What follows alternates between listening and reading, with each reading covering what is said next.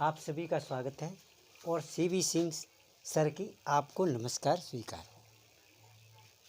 हम आज part 100 speech को शुरू कर रहे हैं, जिसमें पहला हमारा टॉपिक है आर्टिकल्स।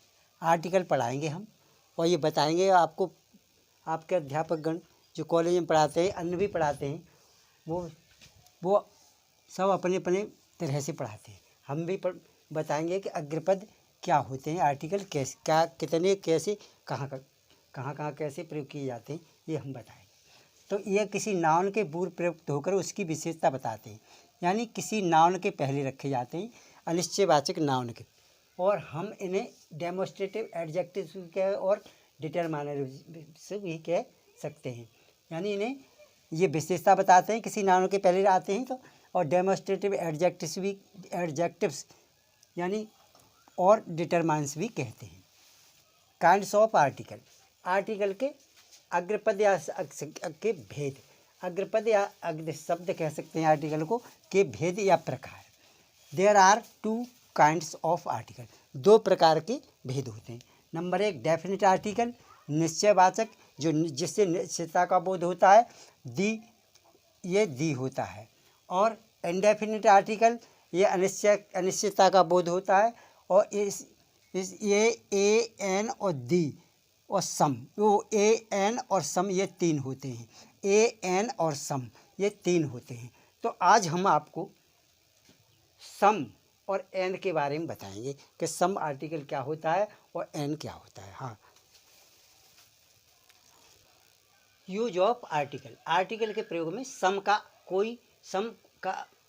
एक आर्टिकल होता है सम, अनिश्चयवाचक ये शब्द होता है। सम कोई या किसी या कुछ के अर्थ में इसका हिंदी अर्थ होता है। यह अनिश्चयवाचक अग्रपद होता है, इससे नाउन की अनिश्चितता का बोध होता है। इसका प्रयोग बिना दबाव के किया जाता है। ये कैसा होता है ना, ये अनिश्चयवाचक होता है और इसका प्रयोग बिना दबाव के किया जाता है। तो एग्जाम्पल के तौर पर, किसी लड़के ने फूल तोड़ा है, some boy has plucked the flower. तो किसी लड़के ने फूल तोड़ा है, सम बॉय, तो ये किसी के अर्थ में है। तो some boy has plucked the flower. कुछ बहादुर सिपाही लड़े थे, सम माने कुछ, brave soldier, SOLDIER, soldiers fought bravely, बहादुरी से। घड़े में कुछ पानी है, देयर इज सम, ये कुछ के लिए सम, ये some water in the pitcher, PITCHER, pitcher. कुछ लड़कियां मेला देखने गईं, some girls went to see the gaff, GAFF, gaff means मेला। कोई लड़का टीले पर था, तो some boy was on the mount. तो ये मैंने 5 उदाहरण दिए सम के रूप में, सम और सम। ये कोई या किसी या कुछ के अर्थ में ये सम का प्रयोग अनिश्चयवाचक अग्रपद के रूप में मैंने करके बताया। एन का प्रयोग, अब हम पहले हमने सम का प्रयोग बताया, अब हम बताएंगे एन का प्रयोग। जब किसी नाउन के शुरू में स्वर या वॉवल हो और उसका उच्चारण भी स्वर ही की तरह हो, यानी वॉवल की तरह हो, तब एक की जगह पे एन का प्रयोग करते हैं, एक के लिए एन का प्रयोग करते हैं। जैसे एन एप्पल,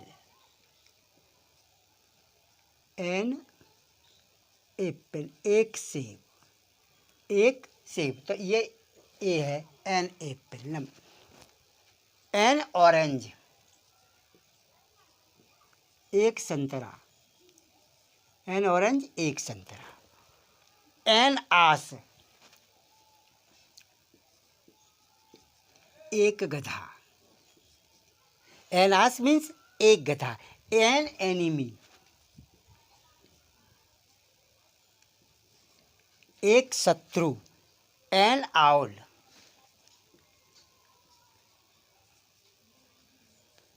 एक उल्लू।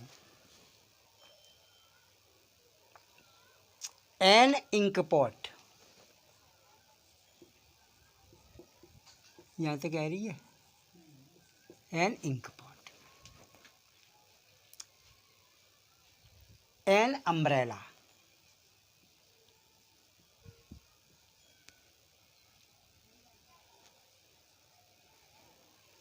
N umbrella. An umbrella. An elephant,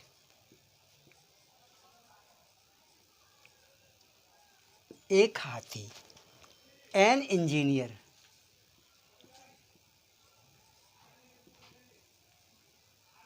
एक इंजीनियर।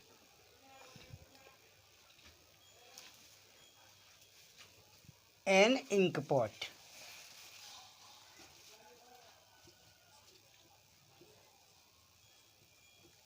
एक दबात। An berth, an earth, earthworm.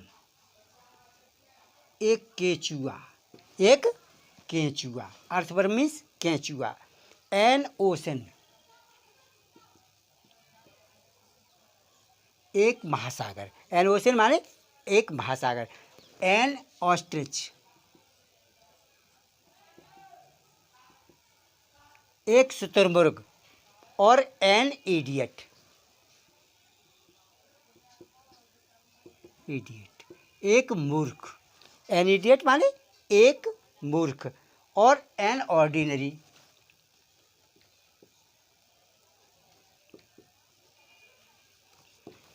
एक साधारण। ये शब्द मैंने जिनके आगे एन लगाते हैं, ए ये इससे ए से शुरू है, ए भी ओ से शुरू है, ए से, ई से, ओ से, आई, ओ, तो ये इनके आगे एक के लिए एन का प्रयोग होता है। जैसे दिस इज एन एप्पल, यह एक सेब है। उदाहरण के तौर पर मैं मौखिक बता रहा हूँ कि दिस इज एन एप्पल, यह एक सेब है। दिस इज एन एलिफेंट, एक ही बात है। दिस इज एन इंजीनियर, एक इंजीनियर। ऐसे हम कितने ही सबको प्रयोग कर सकते हैं वाक्यों में। हाँ, अब हम बताएंगे यदि कोई शब्द नाउन की विशेषता बताए और सिंगुलर नंबर एक वचन हो, यानी सिंगुलर नंबर हो एक वचन, उसका पहला अक्षर एच हो और एच भी साइलेंट हो, तब हम एन का प्रयोग करते हैं। तब हम किसका प्रयोग करते हैं? एन का। जैसे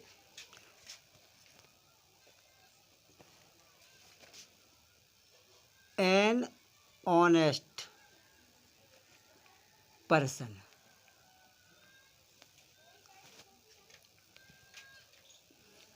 N hotel, an historical building,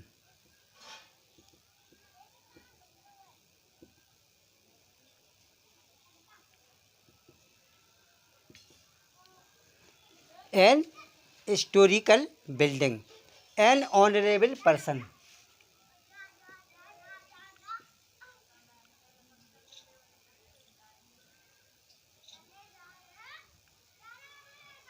an honourable person,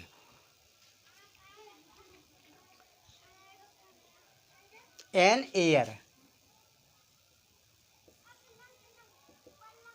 एक उत्तराधिकारी। तो ये शब्द हैं an honourable. He is an honourable, वह एक सम्मान ईमानदार व्यक्ति है।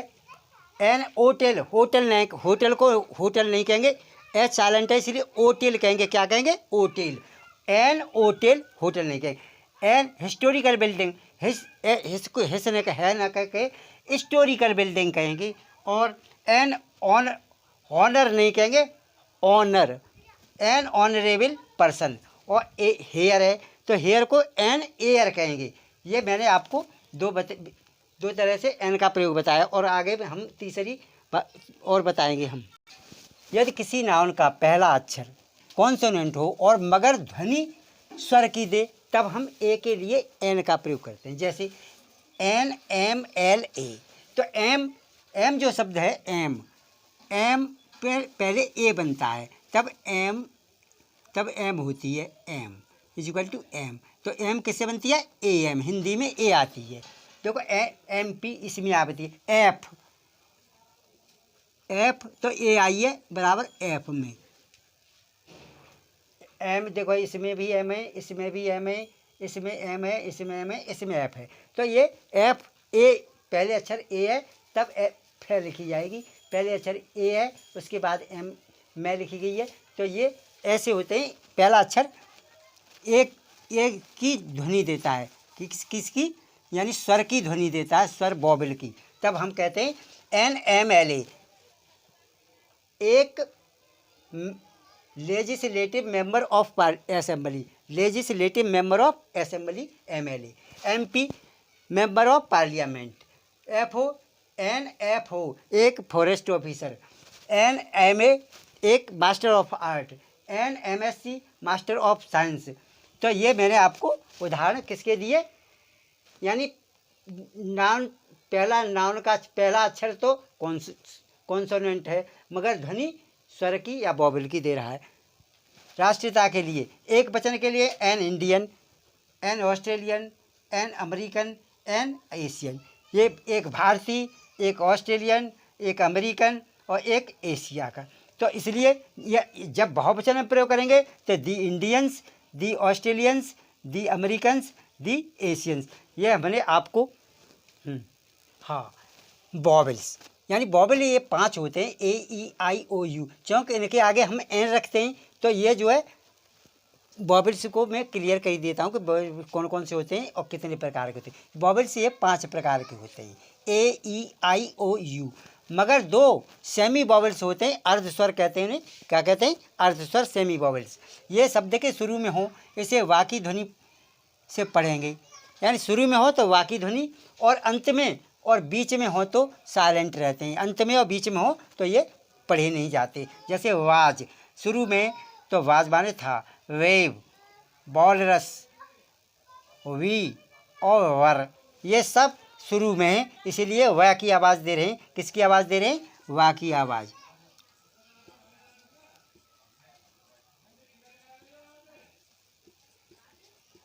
वा की आवाज़ दे। और अंत में और बीच में देखिए बेन्नाव, बेन्नो, तो ये बाद में फड़कना, पछोड़ना, हवा करना। विंडो खिड़की तो ओ है, ये साइलेंट है।